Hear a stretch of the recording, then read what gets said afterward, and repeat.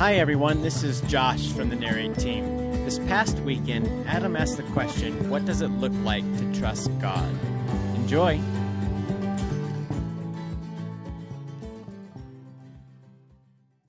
The question that I want to ask this morning and kind of spend some time provoking conversation around is, what does it look like to trust God? And I think the first thing that we have to say is, it looks different for all of us. And I want to be very clear on that. The last thing that I would want to do here on a Sunday is set a tone that we all agree or even that we all trust God. I recognize that some of your being here is a reflection of you would like to, but you can't, or you can't anymore, or you're learning to for the first time. Some of you, if we knew your story, we would understand why that's such an emotional concept for you. We would agree that, man, yeah, that would make sense that you're calling into question whether or not there is this God who is trustworthy. And that's not to say that there is or there isn't, but I just want to acknowledge on the front end, this is a loaded idea. Many of you have signed up for this idea of trusting God years ago, and I think the danger for those of us who have done that is to agree with something without really capturing the nuance of it. And so what I want to do this morning, and I mean this sincerely, hopefully every time, but more so this week than often, is kick it back into conversations with your spouse and over dinner and as you do life and wherever your micro community exists to begin to explore this idea of trust. Because specifically what I want to ask is it a noun or is it a verb? Because there are certain parts of our practice that would communicate that trusting God is a one-time decision and that once you do it, you're done. There would be other practices that would say, wait a minute, you trust God afresh and anew, moment by moment. That's really where I want to meddle. Now, one person that's been thinking about this is on May 28th, a guy by the name of Zach Zenner will be speaking at Narrate. That's Memorial Day weekend, so kind of a conflict there because you want to go camping, but you know it's going to rain. And then an NFL running back is going to be speaking at Narrate that weekend. And there's kind of this funny context as to why Zach is speaking that weekend. Those of you who loathe the NFL and people who talk about it too much, Zach is it was really nothing. Go Vikings. They still have a football team in Minnesota? I'm just kidding. So Zach is a running back for the Detroit Lions. I think he just finished up his second year. He's one of the more accomplished running backs from Division I AA, played for South Dakota State. A pretty neat story. Well, his agent, a guy by the name of Chris, is a part of Helena and a part of Narrate. Chris has been saying to me for a couple of years, hey, Adam, we should bring one of my clients to speak at Narrate some weekend. And you know how when people say, like, hey, we should go to the moon someday. Like, I'm like, yeah, that would be a great idea. We should do that.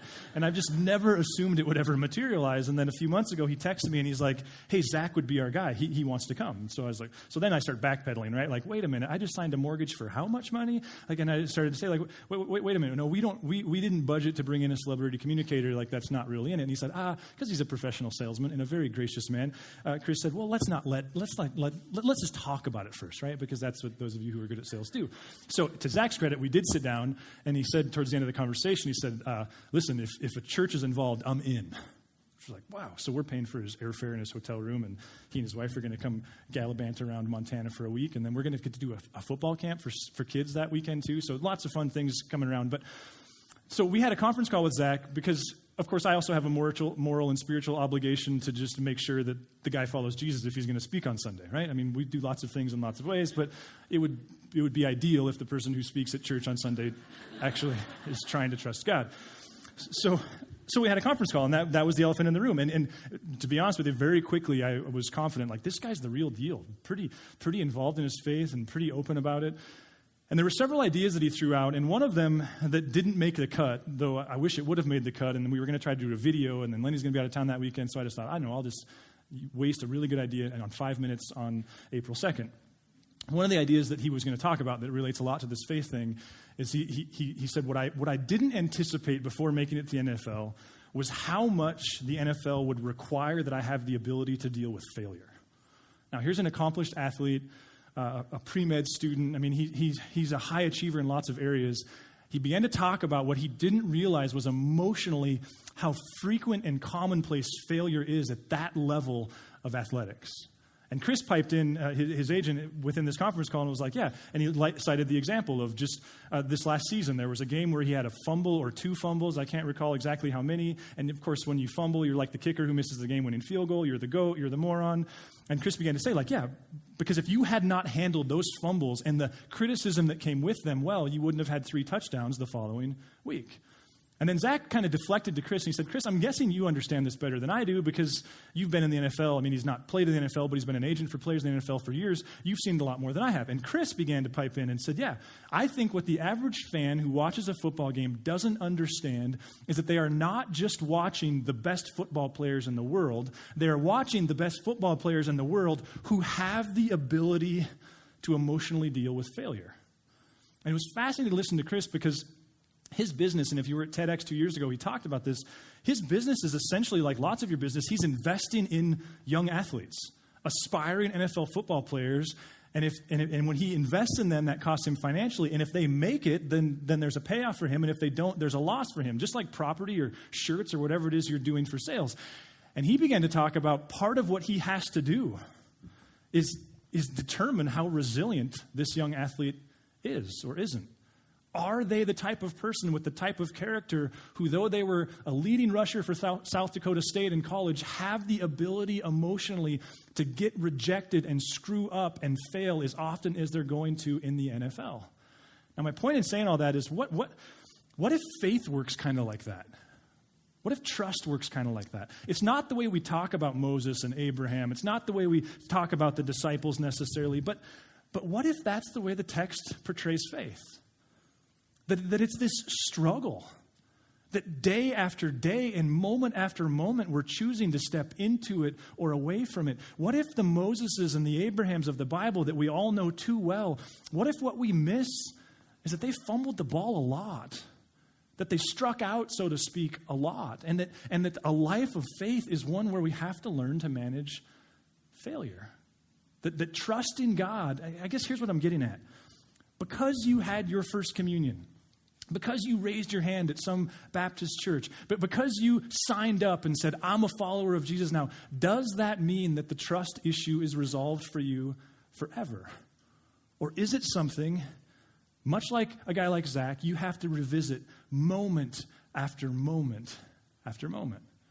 There's a guy, what is his name? Patterson. I forget his first name. Randy Patterson. He's a psychiatrist in Canada. He's written this book. I've referenced this before. It's actually a really fun read. It's become one of my favorite books of the last couple of years, but it's hard to read cover to cover because it's written, it's literally like upside down thinking. It's a mind game. Because what he has done is put together 40 chapters of things you should do if you want your life to be miserable. So when you're reading it, you've kind of got to read it while standing on your head, because it's kind of like the Screw Tape Letters, if you've ever written that or read that. He's writing it from the antagonist standpoint, and you're supposed to remember, like, oh yeah, he's telling me what not to do. So it's very engaging, to me, very fascinating. I just kind of read it intermittently because, again, it's 40 things, and you read one, and you're like, okay, I need the rest of my life to work on that one, and then I'll move on to number 2. The second to last chapter is all about happiness. And he says this: if you want to be miserable, here's a really good tactic. Just pursue happiness all the time. In my head, there's a series forming here called like the Happiness Cult. I think it would be a really fun conversation. But he goes on to say this. Let me just read you his quote. He says, in order to increase misery, then, view happiness as the only normal state and your uncomfortable emotions as reflections upon you. Go ahead, keep going. If you see uncomfortable emotions as normal parts of life, as indeed they are, we will experience sadness or anxiety and accept them and the guidance that they may give us. So do you see what he's doing there? He's telling you, don't do that. Don't accept uncomfortable emotions as a normal part of life. Assume that healthy, normal people only have happiness. Crazy, right? What if, again, this is a reflection of the way the text speaks of faith? That when we assume people of faith never have seasons of doubt, we assume incorrectly. One of the things that we're going to ask in this next series towards the end is, why is Ecclesiastes in the Bible? Why is Job in the Bible? Why is Lamentations in the Bible? Because, yeah, you have these moments in the Bible that celebrate this bold, audacious faith where people did things that were incredibly risky. And you also have these moments where people are calling out to God going, what the heck are you doing and where are you? What if this is what's more normal? I guess really the question, therefore, I want to ask this morning is in practice, what does it look like to trust God? And this is where I think whether you're someone that identify yourself as someone who does or doesn't, I think there's a common ground for conversation here. Now, one place to do this is in Psalm 4. Psalm 4 is its own reflection upon this very topic. Psalm 4 I kind of circled because I was reading through John Goldingay's Old Testament commentary like we have on those heat registers because I can't read the Psalms. I don't understand them. I don't think of myself as a totally black and white person, but when I read the Psalms, I'm like, I don't understand. Like, do I need to smoke peyote to understand this? Like, I don't understand this type of poetry. But context has been helping me. So, one more aside. We're going to start this series on Easter called I've Got Questions, and it's really going to start getting unpacked on the 23rd. We want to ask a lot of uncontroversial questions like, what is the Bible? And is it historically accurate? And how do we handle some of those questions? What about human origins and the fact that there's this thing called evolution? And how do we reconcile that? And my goal is not to provide a faith crisis for anyone, but to have these honest conversations that are happening, whether the church is having them on Sunday or not. But the first principle that I want to talk about in that series on the 23rd, really, is this principle that I've been, Tim Mackey says it best. He's this thinker in Portland. He says the Bible is written for us, but it's not written to us. In other words, the reason we still have it is because for thousands of years, people have agreed these scriptures are uniquely from God and they help us know and follow Him. But the key there is it's not written in our language. It's still ancient literature with a context. I was having lunch with a friend this week. We were talking about some business leadership stuff, and I said, oh yeah, because we want to avoid that iceberg. And I was thinking about this next series, and I thought, what we didn't do there is we didn't stop and go, wait a minute, was that a Titanic reference? And what exactly does that metaphor mean? We didn't do any of that, because we both kind of knew, like, oh yeah, I get it. Like it came out of my mouth without even thinking about it, but we all knew what I was saying. But if 2,000 years from now, someone was reading a transcript of our conversation, and they went, oh wow, so there's icebergs in Helena, Montana. And what is an iceberg? Like, so the Bible's written to us, for us, but not to us. Context becomes huge. Here's the context of Psalm 4. It's a subsistence economy. The context of Psalm 4 is you didn't get a job at the bank. You didn't sell real estate. You didn't work somewhere where you got a salary or a paycheck, and then from there you paid your mortgage and bought your groceries from Super One, and you did that thing. This was a world where if you didn't grow it, you didn't live. A subsistence economy is one where, most generally speaking, there isn't any currency. Your plot of land, it wasn't just like a cool thing hipsters did, and it wasn't just a healthy thing people do. It was what everybody did to survive. Which means if the rains don't come, the fields dry up, and you die. Not metaphorically, literally. And if you've ever been to eastern Montana or North Dakota, you've been to Israel in some regard. It's the same landscape. I had a student one time said, in North Dakota, you can watch your dog run away for 3 days. It's that kind of place. There are no irrigation ditches. It either rains or it doesn't, and it can rain at the wrong time, and it can rain too much, and it cannot rain enough. That's the context of Psalm 4. Listen to verse 1. Answer me when I call to you, my righteous God. Give me relief from my distress. Have mercy on me and hear my prayer. Notice there's a desperation. And so the psalmist, remember, even Paul said, speak to one another with psalms. This is not a person's isolated experience with God. This is a communal framing story, narrative. And he's acknowledging on the front end, there's some terrible stuff happening. What? The rains haven't been coming. The fields are drying up. And kids, real kids, are dying because their families can't feed them. Verse 2, how long? So now the psalmist turns his attention towards the community. How long will you people turn my glory into shame? How long will you love delusions and seek false gods? So notice that part of what's happening here is some people, this never happens to me and it never happens to you, but some people are getting wrecked by the tension. Right? Like some people are staring a fork in the road in the face, and they're going, we can't take it anymore. Some people are at this moment that we all arrive at more often than we are conscious of, where they're choosing to trust or not trust. And some people are going, I'm out, and they're turning to other gods. Probably involves forms of masochism, where you cut yourself because you think that God mostly hates you anyway. And so if you'll just hurt yourself, they'll respond. Probably child sacrifice. Many of these had some sexuality involved. But notice what the psalmist is doing here is he's saying to a community, listen, it's bad. And you're giving in. Verse 3, how long will you people turn my glory into shame? How long will you, that's verse 2. Know that the Lord has set apart his faithful servant for himself. The Lord hears when I call. Ever had a friend who stood strong for you when you didn't have the capacity yourself? Some of you have an AA sponsor, maybe a friend who is like, no, whether you're at the gym or not, I'm going to show up at your curb and we're going to the gym, right? That's what the psalmist is doing here. He's recognizing the tension, the difficulty of the circumstance, and he's representing an alternative option. Verse 4, tremble and do not sin when you're on your beds. Search your hearts and be silent. Ever noticed that some of your more insightful moments come when you're in bed? Or like you wake up in the morning and there's been this vexing problem that you've been trying to deal with, and it's solved, not because you laid there sleepless all night and thought about it, but you just had it, or as a parent. This, to me, is like one of the greatest blessings and cursings of being a parent, right? Because you wake up in the morning, you're like, ugh, I did it again. And yet suddenly you have clarity on how you could have done it better. And so you go crawling back to your kid and go, I'm sorry, will you forgive me? I didn't handle that correctly. And they're like, yeah, you say that every day. And you're like, yep, I know. Right? I have wondered, we talked about this in that Focus series, how much we lose when we allow ourselves to be inundated with media and content, even in our sleep. Because I don't know about you, but I notice when I fall asleep to ESPN radio, my conscience is altogether different when I wake up in the morning than when I don't. And what the psalmist is saying here is, listen. You know that some of your more insightful clarity on what is true and beautiful and right and good, it happens when you're in bed.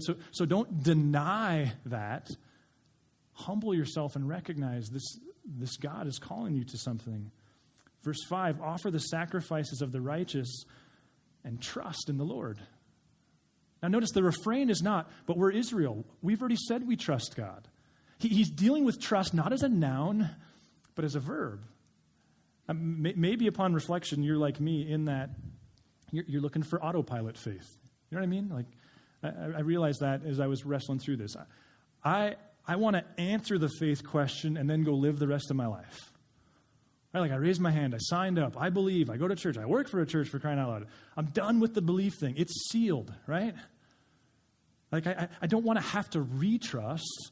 I did that once. I've got the tattoo. I don't. But, right? Like, you catch yourself? And I think one of the reflections of this psalm is, are you looking for autopilot faith where you trust God once and then it's done? We do this in lots of other areas, right? Like you graduate from college and you're like, sweet, I never have to do that again. Sometimes it happens in marriage, right? Like you get married and you're like, sweet, I never have to date again. And if that's what you do, you will have to date again because that's not going to go well for you. What if it's not a one-off? What if it's a decision that has to happen over and over? Whoa, something just fell out of my back pocket. Over and over and over again. So baseball, you might have gathered, is something that I like. And this last July, a couple of our boys' all-star teams made it to regionals in Meridian. And we were down in Meridian, and it was it was one of those, I didn't realize till we were there that the inferiority complex of Hellenites was brutal. Because, like we live in a mountain state, and we don't play baseball 150 days a year. Well, some of us do. But, you're playing these large towns from Washington and Oregon and Idaho, and everyone told you when you're going to go to Meridian, you're going to get your butts kicked, so just enjoy the experience and go to the water slide. And so I was in this batting cage, and when we first got there, and you could eat Christmas Eve dinner off of the batting cages in Meridian, Idaho. There's just these beautiful things. We've got dirt, and if you're lucky, it's flat. And they had this massive concrete slab with multiple batting cages. And so I'm in this batting cage feeling inferior. Next to me is this coach from somewhere in Washington. And he looked like he could be the manager of the Cardinals. He's got the button-up shirt, and he's got it all going on. I'm there, in my sandal, my Chacos, and classic Montana stuff. Just feeling like a doofus. But that's my role. I just throw BP. I don't talk much because I can't really see the nuances. I'm just a daily leads of the dream guy. Like here, do reps, and eventually you're quirks will work themselves out. This guy was saying something constantly. He was constantly coaching. Like he kept saying to the kids, attack the ball, attack the ball, attack the ball. And I'm thinking to myself, man, this guy's a little aggressive. And like, if I ever say anything, it's like, stop crying. Like it's the only line I have. I actually had to use that one yesterday. But I was listening to him for an hour say, attack the ball. And I thought about it a bunch. And my role at the games is I'm the dugout guy who it's like, no, you can't go to the bathroom. You're on deck. And then you're like, so I'm the guy who brings him in and out of the dugout. And I realized through all of this, like, wait a minute, he's right. Like, that you're going to strike out, given. Everybody who's ever played baseball and everybody who in the Hall of Fame struck out, and many of them a lot. But he's right in the sense that really the difference between the Hall of Fame and never making it, or the difference between a good player and a player that's terrible is not whether or not they strike out, because everyone who's ever played the game strikes out, no matter how good they are. It's what do you do in the other at-bats, right? In fact, this last Monday, I coached a league with this guy. He's a genius. He's really likable. He's one of those guys who can like say really sarcastic things to kids and they laugh, and then I say them, and I'm like, you're such a jerk. So I'm just pitching. And he very hates slow BP. So he knows I like to pitch. So on Monday, we were doing this thing because he likes to practice like games. And the game was kids were rotating in one at a time. And the deal was you got 3 strikes and you were out. And he's calling strikes. And it was a big zone. And the kids, it's early and they're rusty and their timing's off. And even if you hit the ball, if it's like a ground out to short, you're out, like get out of there. The only way you get to keep taking swings is if you actually get what would be a legitimate hit. And very few kids were doing that because it's early. And this one kid, one of our better players, was really discouraged. And Barry, in his kind of classic Barry way, leaning up against the backstop, he's like, hey, and if you don't get a hit, don't get discouraged, because if for the rest of your life, if you get a hit 1 out of every 3 at-bats, you'll make it to the Hall of Fame. Here's my question, though. What if that's the way faith works? What I started saying to the kids, and now it's kind of my line, is, hey, go attack the ball. Like, don't, because the other option is to step into the box and have your number 1 goal be to not strike out, right? What if the way Moses experienced faith, the way your grandma or whoever it is you admire, what if the way they experience it is they strike out? And a bunch, actually. But they're leaning forward. And oftentimes, every once in a while maybe, they actually make good, solid contact, and they do trust God. And they experience the results of that. Like, what if this notion that some people just do it and others don't, what if it's false? One more, because it's opening day baseball story. There's a guy named Dayton Moore who is the GM for the Kansas City Royals, this brilliant leader. Kansas City Royals were the doormat of the league for a couple decades and are now a perennial contender, one of the best organizations in baseball. They won a World Series a couple years ago. He was asked recently, how did you turn this organization around? He did it in something like 5 years. And he said, from the cooks to the office managers to the coaches to the scouts to the players, I wanted people who could handle failure. In fact, here's exactly what he says. He says, the game beats you up every single day. And it's whoever manages failure the best wins. It's a lot like life. Very few days you put your head on the pillow at night and say, oh my gosh, what a perfect day. No, there's things you have to manage along the way. I've learned that positivity, encouragement, positive body language is really the best motivator that exists. What if that's what the psalmist is doing, is going, yeah, guys, you're getting beat up. This drought is brutal. It's been brutal for years. So what are you going to do? What if faith works this way? In Deuteronomy, the context of Deuteronomy, I'm not going to get into the context, but the narrative of Deuteronomy is Moses is offering a halftime speech, or maybe like a 20 seconds left to go in the game speech, and he's going, you got to box out. You don't stand a chance winning the game if you don't box out. Anybody watch that game last night? Like he's offering this halftime speech to the guys, going here to the community. Here's what we got to do. 16 times he says the word remember. Remember. Remember, you were slaves in Egypt and God came and rescued you. Remember, God split the Red Sea in half. Remember, God came and led you by a cloud and a pillar of fire. Remember. Question, if he had to say it that often, was it a one-time, sealed and over kind of issue? Several years ago, Mother Teresa's journals came out after her death, and there was a lot of them dedicated to doubt, and some people were devastated, and other people went like, wait a minute. What if that's normal? What if that's why the Bible preserved for us Ecclesiastes, where the general conclusion is, it's all meaningless, good luck? What if it's normal? Let's just keep going in the psalm. Sadly, I took my finger out of there, so now you got to wait for me. Psalm 4, verse 6. Many, Lord, are asking, who will bring us prosperity? Let the light of your face shine on us. Now, the context here, and if you study this, what the scholars that I leaned into, what they think is going on here is that he's quoting them and their desire to follow other gods. And kind of the idea is, we're going there because we're actually getting blessing there. And that makes more sense than when you read the following verse in verse 7 where it says, now fill my heart with joy. Notice the quotations are gone. Well, fill my heart with joy when their grain and new wine abound. Ever tried to do something in a way that you felt like honored God? Next to somebody who was doing something in a way that you felt like didn't, and they were successful and you were failing? Like maybe you're there. Maybe it's like, man, Lord, I've been trying to honor you with my sexuality for years. And here I am still alone, and my friends who aren't, they're with people. The psalmist is here going like, yeah, Lord, I get it. Some of them, like they're doing business like crooks, and everyone's celebrating them like they're perfectly successful, and it's booming for them. And I'm trying to honor you, and my business is barely making it. And the psalmist is going, yep. He's acknowledging that. But here's the resolution. Listen to verse 8. In peace. So we get a hint about what he's after. In peace I will lie down and sleep. For you alone, Lord, make me dwell in safety. It's an invitation. Here's the other option. Some scholars think that Jesus had this verse in mind when he was in the boat and the storm came and he went and slept in the hole of the boat. Remember all that? And the disciples were like, what the heck are you doing? Verse 8, in peace I'll lie down and sleep. For you alone, Lord, make me dwell in safety. So notice what the psalmist is on the one hand saying is this trust thing is hard. And circumstantially, it keeps coming up. But I am going to lean into it. You know, in the Gospel of John, every time the word faith and believe comes up, in John's Gospel, the fourth Gospel, every time it's a verb, never a noun.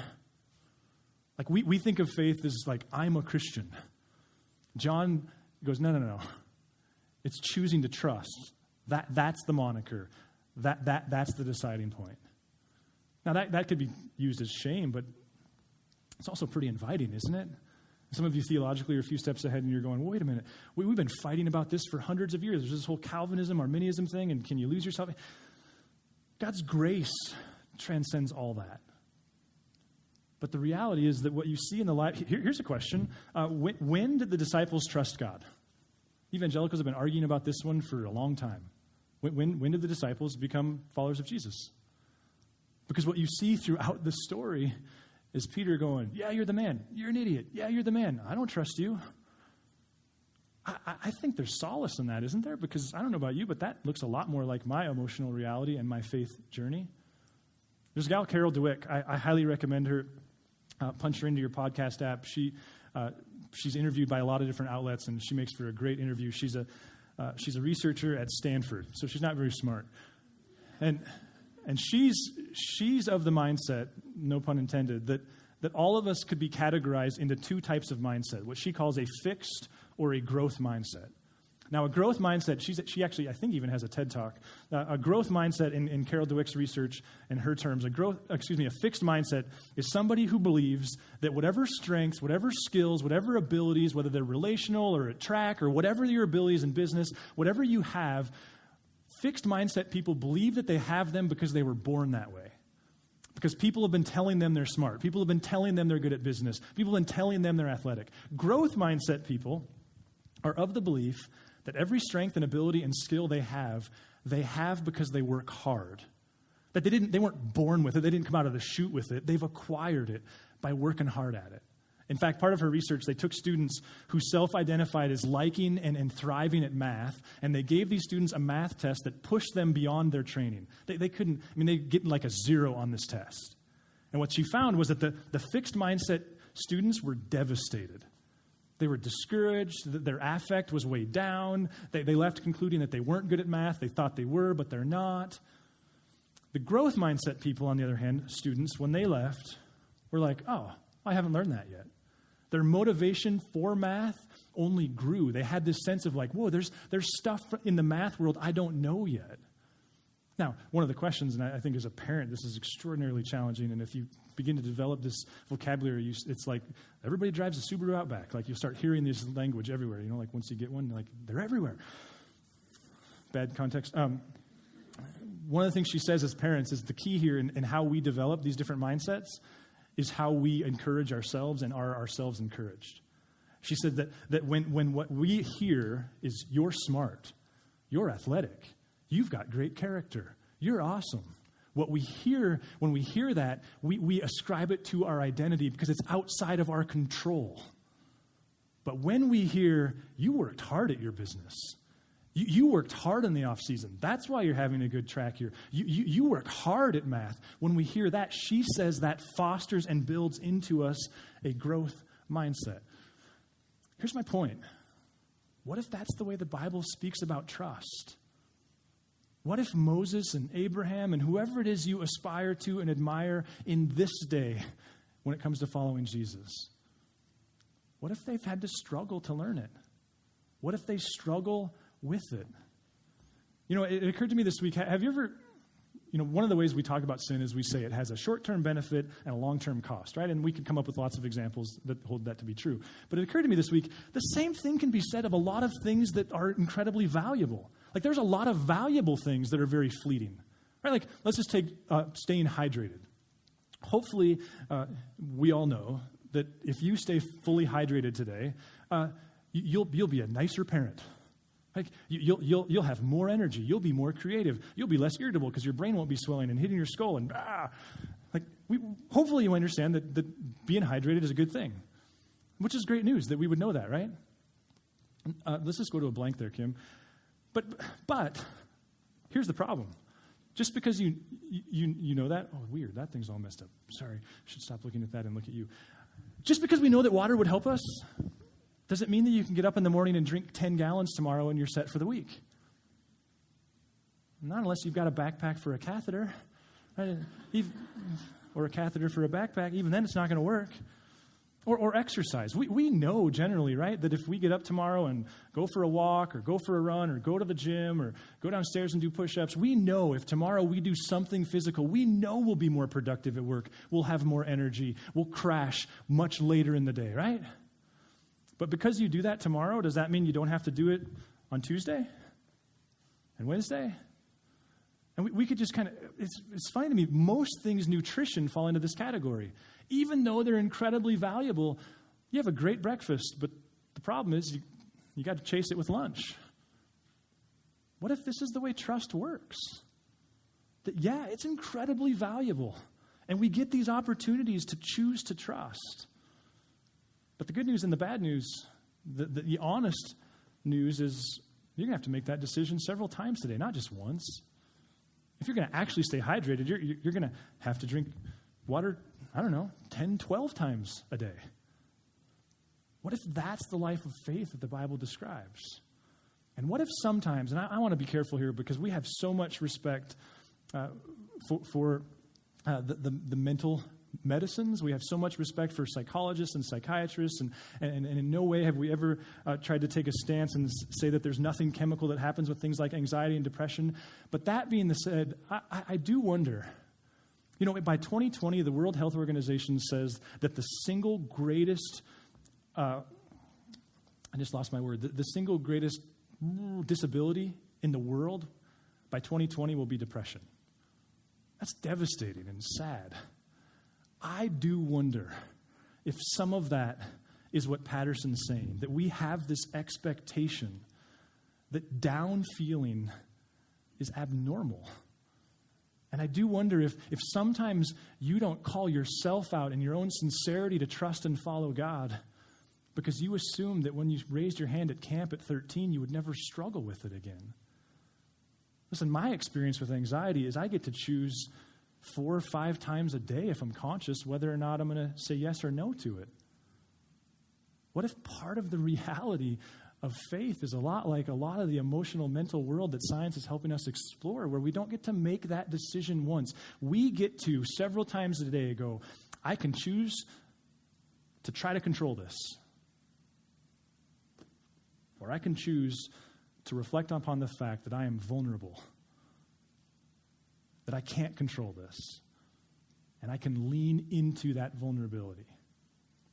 Listen, I don't know where you're at in the faith conversation. My hope is for those of you who are disillusioned and disgusted, that in some way we would give back some territory this morning as we go, yeah, you're right.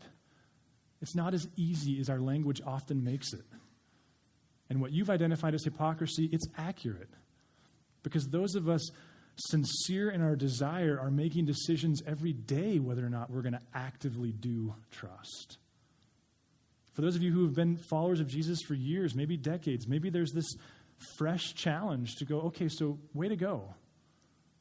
But is it something you did way back there, kind of like your bachelor's degree? Or is it something you get to choose to do every day? And what if sometimes some of the stuff that just undoes us, what if sometimes it's coming back to oh yeah, I'm just right back to trust. I'm right back to control. I'm right back to vulnerability. I'm right back to white knuckles or somehow believing that God can be trustworthy. I don't know where this lands. I do know there's a song that can help us reflect. Let me pray. God, Lord, there's so much here and so many layers, and just trust you in your ways to help us filter what's for us. Jesus, I pray that you'd give people who, for some this is hypothetical, and for others this is right smack in the middle of where they're at, maybe in parenting or in marriage or in business or as they're thinking about their career, maybe their experience in their emotional world right now. God, thanks for the honesty with which the Scriptures speak to the moment-by-moment realization. And Lord, as we stand on the shoulders of women and men who, they did it. Some of them we knew personally, and we have deep admiration for the life of faith they lived. God, would you protect us from allowing that to become this kind of shaming thing where we assume that we're not able to do something that we admire, someone that we admire was able to do. That even the great ones, the best ones, had to struggle with trust. We love you, Jesus. Amen.